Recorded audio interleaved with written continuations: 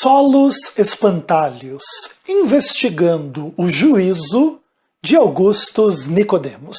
Eu sou Ezequiel Gomes, você está no canal Vem Senhor Jesus, e agora nós vamos para o penúltimo vídeo da série Solos Espantalhos, que é uma análise do pensamento de Augustus Nicodemos a respeito do adventismo do sétimo dia, em uma pregação que ele fez, fazendo uma análise comparativa entre as crenças adventistas e as crenças presbiterianas reformadas de uma forma mais ampla, ok? Nesse material, a gente vai falar um pouquinho sobre aquela surrada doutrina do chamado juízo investigativo, que muita gente usa para criticar a teologia adventista, frequentemente sem saber daquilo que está falando, e Augustus Nicodemos é mais um dos tristes exemplos de pessoa que critica uma doutrina que não conhece e que demonstra claramente não entender. Mas antes de eu criticar o entendimento dele, dá uma olhadinha nos próprios termos através dos quais ele se expressa a respeito desta doutrina adventista. Dá uma olhada. Vou terminar com essa. O juízo investigativo. Nós já mencionamos brevemente, mas eu vou dizer aqui. Com o grande desapontamento de 1844, milenaristas ficaram tristes porque nada aconteceu. Cristo não voltou, mas como eu disse, isso não foi motivo deles não terem esperança, porque a jovem Ellen Harmon, que depois haveria de se casar e adotar o nome do marido, White, Ellen White é o nome de casada dela, ela convenceu o grupo de que Cristo tinha vindo, usando aquela visão do Hiram Edson, mas não à terra, mas ele tinha entrado no santuário do céu. 10 anos depois, Tiago White, marido dela, cunhou esse nome, juízo investigativo. E na obra Nisto Cremos, Fundamento 23, se diz o seguinte: Cristo foi empossado como nosso grande sumo sacerdote e começou seu ministério intercessório por ocasião de sua ascensão. Em 1844, no fim do período profético dos 2.300 anos, ele iniciou a segunda e sua última etapa do ministério expiatório. É uma obra de juízo investigativo, a qual faz parte a eliminação final de todo o pecado, prefigurada pela purificação do antigo santuário hebraico no dia da expiação.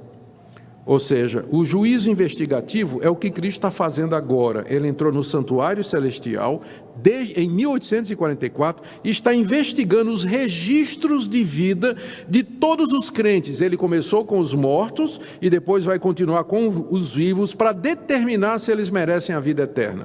Depois das pessoas terem sido julgadas, os pecados daquelas que passam nessa prova que Cristo está fazendo no céu serão apagados. Olha o que diz Ellen White no livro O Grande Conflito, página 23. Os que seguiram a luz da palavra profética viram que, em vez de vir à terra, Cristo, ao terminar em 1844 os 2.300 dias, entrou no lugar santíssimo do santuário celeste a fim de terminar a obra da expiação. É impossível, note isso, é impossível que os pecados dos homens sejam cancelados antes de concluído o juízo em que seu caso deve ser investigado. Quer dizer o seguinte, a salvação não está completa. O que Cristo fez na cruz foi a primeira parte. Em 1844, ele entrou lá no céu, nos registros das obras de todos os homens, e ele está investigando, está analisando os pecados de cada um de vocês. No fim da investigação, ele vai concluir: esses estão perdoados, esses não estão. Os que não estiverem, serão aniquilados. Os pecados desaparecerão porque Cristo vai lançá-los sobre Satanás. E Satanás vai levar esses pecados pela terra desolada. Ou seja, a obra da redenção não está completa. Cristo ainda está no processo de redenção e expiação do seu povo, com a segunda parte do juízo investigativo. Mas será que essa doutrina tem apoio escriturístico? Resposta é não. A Bíblia diz que Cristo de fato já entrou nos céus, que está sentado à majestade de Deus e intercedendo por nós. Ele não tem mais investigação, não tem mais expiação, não tem mais nada que Cristo faça para nos salvar dos nossos pecados. Na cruz do Calvário ele gritou: está consumado, acabou a obra de redenção, já foi feita por ele. Quando ele ressuscita dos mortos, sobe aos céus, está sentado à direita de Deus, ele está intercedendo por nós. Não há mais nada a ser feito por ele para a remissão de pecados. Essa doutrina do juízo investigativo, ela atenta contra a obra final de Cristo, a doutrina da salvação pela graça, a mediação de Jesus Cristo como único e suficiente Salvador e atenta contra a sua intercessão por nós nos céus. Para mim, essa é a doutrina mais complicada e mais difícil da Igreja Adventista. Ok, pessoal, então aí você viu Augustus Nicodemos colocando aí as suas considerações sobre aquilo que ele considera ser a doutrina mais complicada, mais problemática da Igreja Adventista do Sétimo Dia, e que seria então a doutrina do juízo investigativo. Como eu tenho tido o costume de resumir aquilo que ele diz, mesmo colocando aí o vídeo para vocês verem, vamos lá. Basicamente o que ele vai dizer nesse trecho é que a interpretação adventista do juízo investigativo é uma resposta ao grande desapontamento que aconteceu em 1844, porque Ellen White conseguiu convencer pessoas de que Jesus tinha vindo, mas não à Terra, e sim aí ao segundo compartimento do santuário celestial, ao lugar santíssimo, para fazer uma obra de juízo investigativo, para então eliminar o pecado, conforme o dia da expiação no livro de Levítico. Então o juízo investigativo basicamente é o que Jesus está fazendo agora, na última etapa da expiação, julgando aí o registro de vida dos crentes, desde os mortos até os que estiverem vivos quando Jesus retornar, para determinar então quem é que, entre aspas, merece a vida eterna. E é somente após o fim desse juízo é que os pecados dos aprovados são apagados, e os pecados então são lançados sobre o diabo, e o diabo então vai levar esses pecados embora. Então basicamente ele diz assim, que isso quer dizer que a doutrina da salvação é complicada no adventismo, porque então a salvação está incompleta. A cruz foi só a primeira parte da salvação, agora tem que haver uma segunda parte, um santuário no céu para investigar os registros e tal, e somente então depois de todo esse processo é que os pecados serão lançados sobre o diabo, e aí sim a obra da redenção estará completa. Então Cristo ainda está envolvido na obra da redenção, da expiação, e aí ele pergunta, será que essa doutrina tem apoio escriturístico? E a sua resposta é, não existe, porque de fato a Bíblia diz que Cristo já entrou no céu, está à direita de Deus, intercede por nós. Quem são esses nós? Augustus Nicodemos não responde, né? Será que são os nós eleitos do calvinismo? Ou são os nós, todos os seres humanos da face da terra? Interessante, né? Mas enfim, aí ele fala lá, né, que diante assim, da compreensão calvinista, reformada, da igreja presbiteriana e dele, Augustus Nicodemos, não tem nenhuma investigação a ser feita, nenhuma expiação a ser continuada, não tem mais nada disso. Tudo o que podia ser feito e devia ser feito para a salvação dos pecadores foi feito na cruz. Ali Jesus disse, está consumado, acabou a obra da redenção, já foi feita, e agora ele está ali intercedendo. Mas nada há mais a ser feito para a remissão dos pecados. Então, essa doutrina do juízo investigativo na cabeça do Augustus Nicodemos significa que a Igreja Adventista do Sétimo Dia está contra 1. A obra final de Cristo, 2. A doutrina da salvação pela graça, 3. A doutrina da mediação de Jesus Cristo como único e suficiente Salvador dos pecadores, e 4. Contra a intercessão de Cristo por nós no céu. Então, para ele, essa é a doutrina mais complicada e difícil da Igreja Adventista do Sétimo Dia. Bom, nós adventistas já estamos muito acostumados a ler, ouvir e saber que muitos evangélicos, muitos católicos, muitos cristãos consideram a compreensão adventista do juízo algo extremamente problemático, complexo, difícil de engolir, e aí, em muitos casos, inclusive, como um ensinamento anticristão, como um ensinamento diabólico, como um ensinamento anti-evangelho, né? Contra o evangelho de Cristo.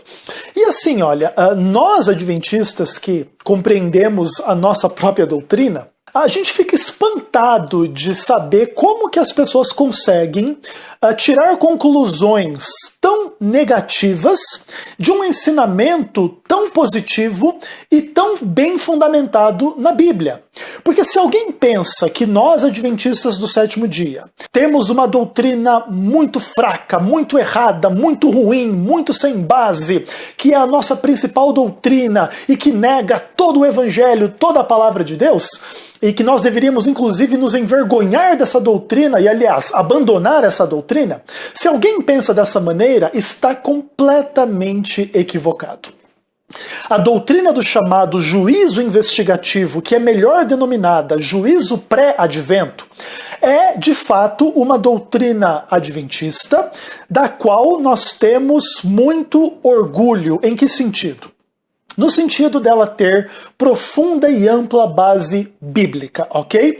Mas óbvio que a maioria dos críticos não entende esta base, não raciocina para compreender esta base e, obviamente, simplesmente cria espantalhos em cima da compreensão adventista para, então, acusar o adventismo de ser anti-evangélico, anti-bíblico, anti-salvação pela graça e etc. Mas, obviamente, eles não conseguem comprovar em que e por que a doutrina adventista do juízo tem essas implicações. Agora, por exemplo, vamos lá trabalhar um pouco de alguns dos principais conceitos desta questão e os principais erros do Augustus Nicodemos nesse trecho aí do vídeo que você acabou de ver e analisar em relação a estas críticas à teologia adventista. Bom, primeiro de tudo, quando Augustus Nicodemos fala que a doutrina do juízo investigativo é simplesmente aí uma reação de pessoas decepcionadas com o fato de que Jesus não voltou em 1844, ele ignora que, na verdade, a compreensão adventista em relação a este tema e a esta data remete à exegese bíblica de Daniel 9, em especial conexão com Daniel 8, Levítico 16 e o livro de Esdras. Então existe aqui um estudo bíblico profundo, profunda exegese do Antigo Testamento, do texto de Daniel 9 especificamente, especialmente da parte que se fala sobre o decreto para reedificar e restaurar Jerusalém, que vai nos remeter lá ao estudo do livro de Esdras, e também em relação ao fato de que as 70 semanas de Daniel 9 foram cortadas, e aí a gente entende que pelo contexto significa do período maior dos 2.300 dias, que significam 2.300 anos em Daniel 8, que remetem ao dia da expiação em Levítico 16 e etc. Então aqui está um profundo raciocínio bíblico. Você pode questionar o raciocínio adventista? Pode. Você pode discordar do raciocínio adventista? Pode. Mas você não pode acusar a compreensão adventista de não ser baseada na palavra de Deus, e aí os textos que eu acabei de mencionar. Então, por exemplo, Augustus Nicodemos, ele nem toca nessas questões fundamentais. Ele não fala das 70 semanas, não fala da profecia das 2.300 tardes e manhãs, não fala do princípio dia-ano, não fala da conexão entre Daniel 9 e Daniel 8, ou entre Daniel 8 e Levítico 16. Ele simplesmente não aborda nenhuma dessas questões. E simplesmente assume que a compreensão adventista é simplesmente uma forma de escapar da grande decepção de 1844. Quando, na verdade, as coisas não são tão simples desta maneira. Nós sabemos que existem interpretações concorrentes à interpretação adventista sobre o livro de Daniel, sobre o livro de Levítico, sobre o livro de Esdras, ok. Mas nós não encontramos nestas interpretações concorrentes uma explicação ou interpretação melhor do que a nossa, muito pelo contrário. Cremos que a nossa interpretação é muito mais sólida, muito mais coerente, muito mais correta, lança luz sobre amplas porções históricas, né, da experiência do mundo, inclusive do mundo religioso, do catolicismo romano, da reforma protestante, de toda a questão da apostasia da igreja e da restauração da verdade no fim dos tempos, e de toda a questão da multiplicação do conhecimento das profecias de Daniel e Apocalipse no fim dos tempos e etc. Então nós não estamos nem um pouco atingidos pela crítica do Augustus Nicodemos, nós simplesmente consideramos ela superficial, equivocada e que demonstra claramente uma pessoa que não entende entendeu a exegese de Daniel 9, de Daniel 8, de Levítico 16, do livro de Esdras, e simplesmente está falando bobagem sem realmente se ater às questões. Seria mais ou menos o seguinte: imagine que eu venha diante de vocês e diga assim, olha, a doutrina calvinista da predestinação é uma idiotice, e passasse a falar de outros temas e simplesmente ignorasse os versículos bíblicos que falam de predestinação. Basicamente é isso que o Augustus Nicodemos fez, falando aí de 1844. Ele ignorou todos os textos bíblicos, das 2.300 tardes e manhãs, das 70 semanas, de Levítico 16 e etc., e passou a falar de outros assuntos. Entendeu? Então, para você ver assim que simplesmente essa crítica dele em relação a 1844 está longe de ser uma crítica séria ou sólida para a gente poder considerar um pouco mais atentamente alguma coisa nessa direção, tá bem? Então esse é o primeiro erro de Augustus Nicodemos nesse trecho aí que a gente está estudando hoje. Agora, o segundo erro é o seguinte: ele passa a impressão às pessoas como se a doutrina do juízo investigativo fosse legalista, porque supostamente Jesus estaria investigando os registros e os pecados das pessoas para saber quem merece a vida eterna. Veja, na teologia adventista, ninguém merece a vida eterna. A salvação é somente pela graça mediante a fé a um homem pecador que não merece a salvação. Nenhum homem merece a salvação. Então, o que acontece? A doutrina do juízo na palavra de Deus, conforme entende o adventismo, não tem nada a ver com o merecimento da vida eterna. Tem que ver justamente com o cumprimento das próprias verdades bíblicas que a palavra de Deus traz às pessoas. Aí eu vou tentar explicar melhor isso para vocês. Então, por exemplo, Jesus ensinou o seguinte lá em Mateus 10, versículo 22.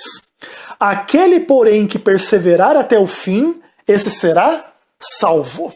Nós entendemos que a doutrina do juízo investigativo é uma doutrina para definir quem foi que perseverou até o fim. Ou seja, é o juízo que acontece no fim dos tempos, previamente antes da volta de Jesus, porque quando Jesus volta, o mundo já está dividido entre salvos e perdidos.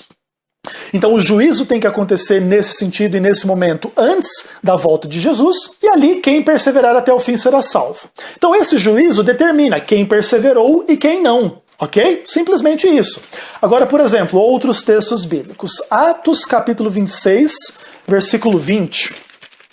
Aqui nós temos mais algumas questões da palavra de Deus, importantes, com implicações para a compreensão adventista do juízo investigativo. Então, Atos 26, versículo 20, diz assim: Anunciei primeiramente aos de Damasco e em Jerusalém, por toda a região da Judéia, e aos gentios, para que se arrependessem e se convertessem a Deus, praticando obras dignas de arrependimento.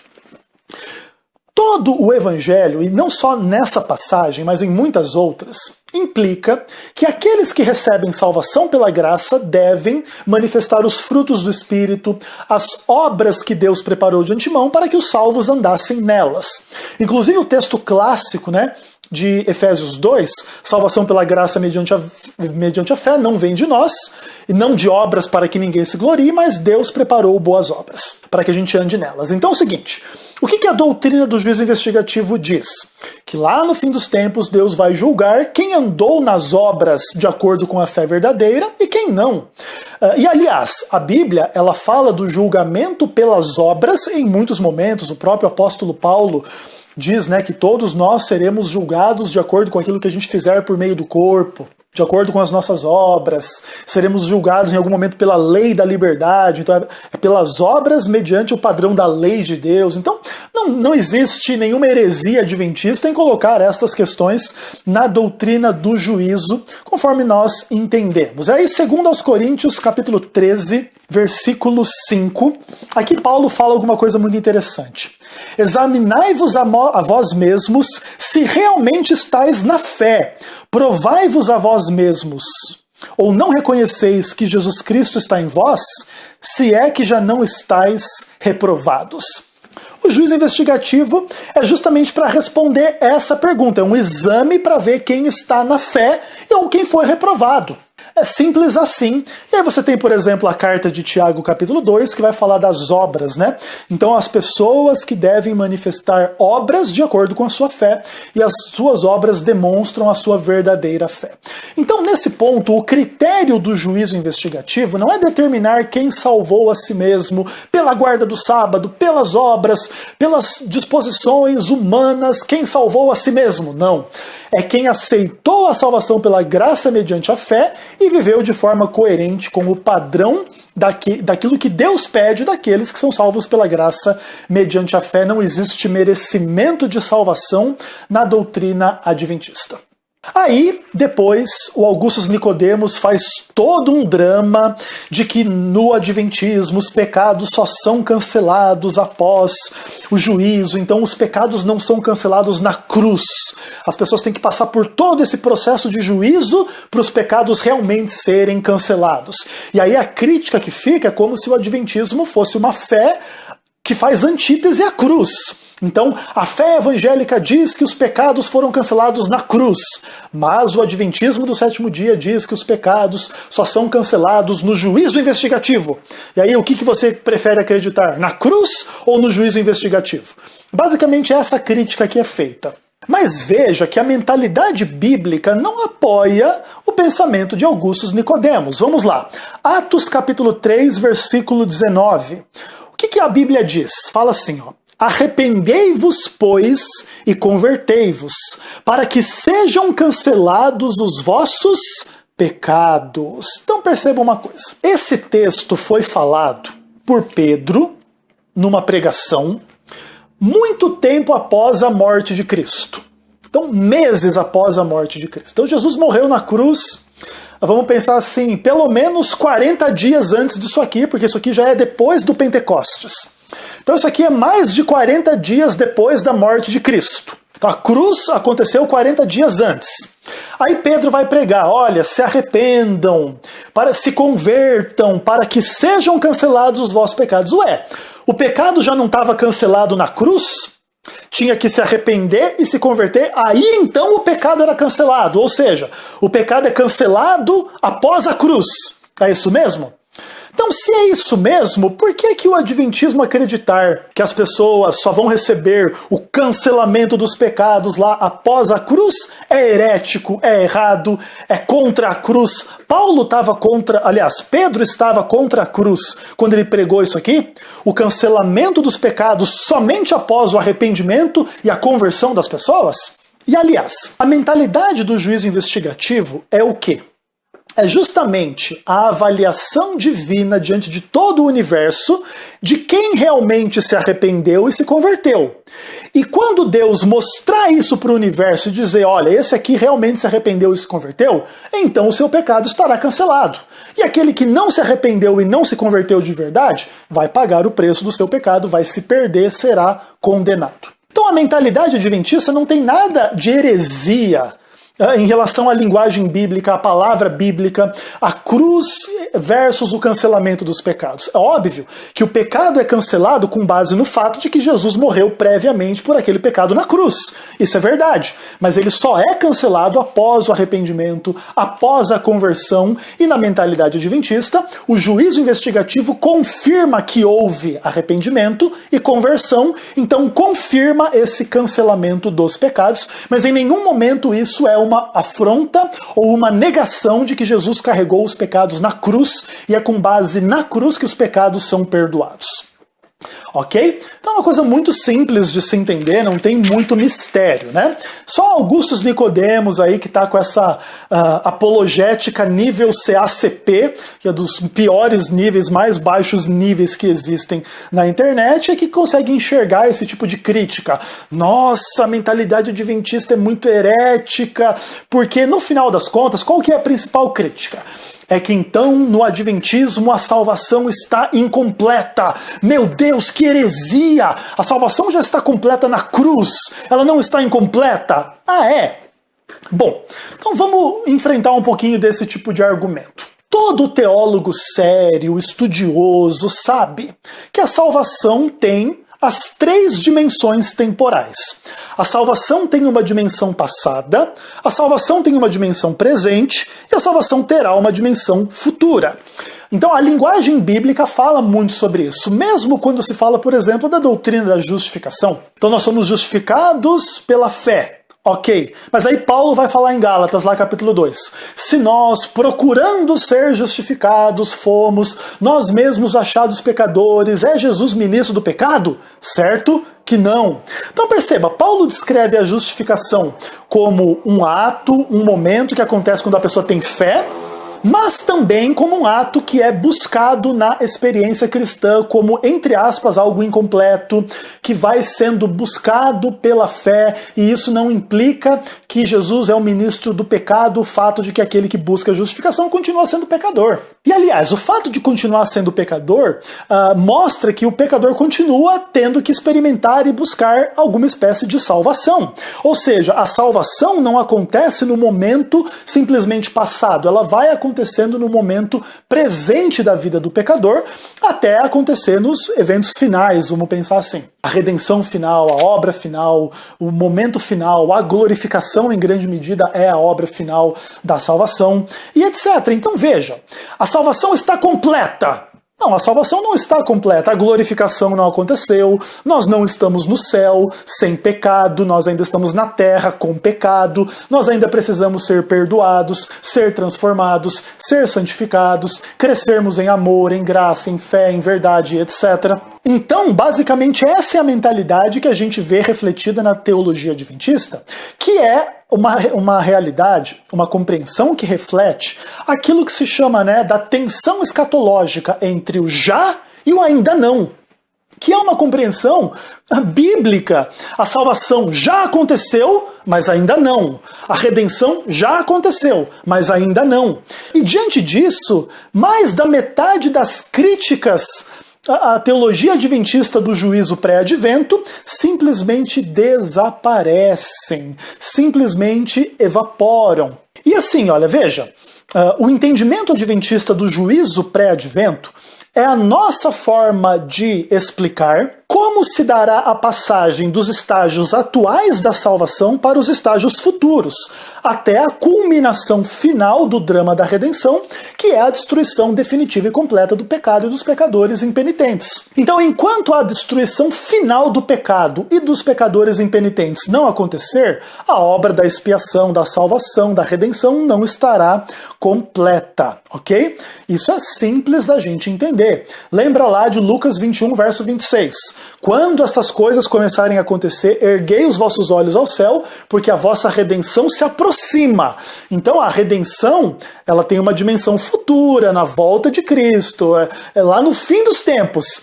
Ai, não, mas não aconteceu na cruz? Então agora pede para Augustus Nicodemos dizer para você se o próprio Jesus Cristo está contra a compreensão de que a salvação e a redenção aconteceu na cruz, está completa e não tem mais nada a acontecer.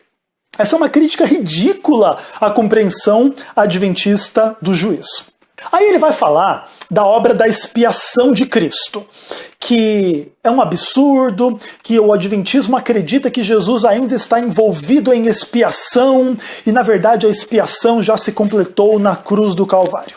Então vamos lá, Hebreus capítulo 8, esse é um texto muito importante para a compreensão adventista de tais questões. É importante entender também que esse é um texto do Novo Testamento. E ali, nos versos 4 e 5, se fala o seguinte: ora, se Jesus ainda estivesse na terra, nem sacerdote ele seria, visto existirem aqueles que oferecem dons segundo a lei, os quais ministram em figura e sombra das coisas celestes, assim como foi Moisés instruído divinamente, quando estava para construir o tabernáculo. Faça tudo de acordo com o modelo que te foi mostrado no monte. Então o que acontece? Aqui o autor do livro de Hebreus está dizendo que Jesus é o nosso grande sumo sacerdote.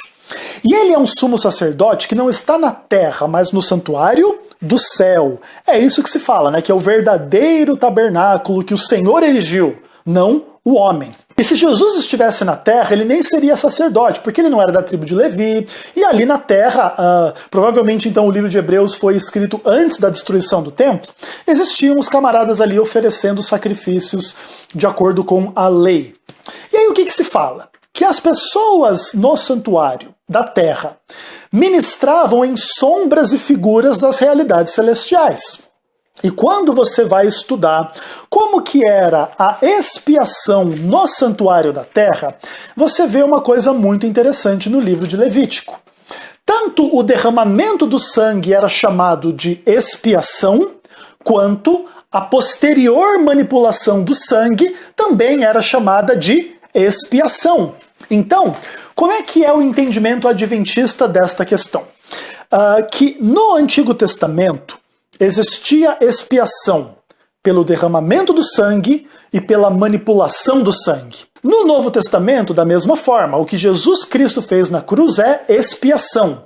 E aquilo que ele faz de forma figurada, aplicando o seu sangue em benefício das pessoas que acreditam no santuário celestial, também é chamado de expiação. A base bíblica está no Novo Testamento, no Antigo Testamento, e nós temos todo o direito, capacidade e autoridade para usar a linguagem da expiação, não só sobre o sacrifício da cruz, mas sobre a aplicação dos benefícios desse sacrifício que Jesus realiza no santuário celestial como nosso mediador, como aquele que intercede por nós e etc. Simples assim. Mas e a participação do diabo nessa expiação? Isso é satânico, isso é diabólico. Veja, a participação do diabo nesse processo todo é uma única coisa. É ser condenado pelos pecados. Porque ele é a verdadeira origem do pecado. Deus não é a origem do mal. Deus não é a origem do pecado e etc. Então a compreensão adventista, nesse ponto inclusive, segue uma questão muito interessante no livro de Números, onde estava ali havendo uma situação de pecado no meio do povo, onde os israelitas estavam adulterando com as mulheres estrangeiras, e um camarada foi lá e pegou uma mulher de fora do povo de Israel e colocou dentro da tenda dele e começou então ali a praticar o sexo pervertido, fora aí daquilo que Deus tinha estabelecido. O que foi que aconteceu ali? Aquele homem foi morto por uma lança, e ali foi feita então expiação, e a praga que estava caindo sobre o povo cessou de cair. E ali então o que é? É uma cena clara de expiação pelo julgamento contra o pecador impenitente que causa a destruição enfim, e o mal no mundo, no meio da comunidade. Nós acreditamos que essa situação é análoga àquela da condenação do diabo, que vai ser condenado em última instância por ser a origem do pecado, e quando ele for condenado em última instância, então a obra da expiação estará completa, mas isso não é confundir o diabo com Cristo, ou a expiação que Cristo fez na cruz com nada que o diabo possa fazer a favor da salvação das pessoas. Essa é uma crítica infantil, infundada, da teologia adventista. E por fim, todas as acusações de Augustus Nicodemos contra a teologia adventista, nesse ponto, são absurdas, completamente sem fundamento, e revelam que Augustus Nicodemos não está muito bem do juízo, não. Claramente ele não entendeu nada da doutrina adventista. Ele fala que a doutrina adventista é contra a obra final de Cristo. É o contrário. A compreensão adventista é que o juízo é a obra final de Cristo. Ele fala que a compreensão adventista é contra a salvação pela graça, pelo contrário. Aqui a obra do juízo simplesmente confirma a salvação pela graça. Ele fala que a compreensão adventista do juízo se levanta contra a mediação de Cristo como único e suficiente Salvador. Pelo contrário, a compreensão adventista do juízo exalta Cristo como o único que pode te livrar da condenação diante do juízo de Deus. E ele fala que que o entendimento adventista se levanta contra a intercessão de Jesus no céu é totalmente o contrário. A doutrina adventista do juízo investigativo é a nossa compreensão da intercessão que Cristo faz no céu. Portanto, o juízo investigativo é a obra final de Cristo, é a exaltação da salvação pela graça somente, é o reconhecimento que Cristo é o único e suficiente Salvador e é a própria intercessão de Cristo a nosso favor. E quando nós dizemos nosso favor, nosso de toda a humanidade, não somente dos predestinados eleitos conforme a mentalidade de Augustus Nicodemos, o que é muito interessante. Porque ele diz assim, Jesus está intercedendo por nós, olha, mas não resta nada mais a ele fazer, porque na cruz ele já fez tudo. Mas ele já fez tudo na cruz, por que precisa interceder por nós? E essa contradição, obviamente, Augustus Nicodemos não se deu conta dela e acabou deixando passar, não é verdade? Mas o fato é o seguinte, Augustus Nicodemos está completamente fora de juízo com essas críticas ridículas à teologia adventista.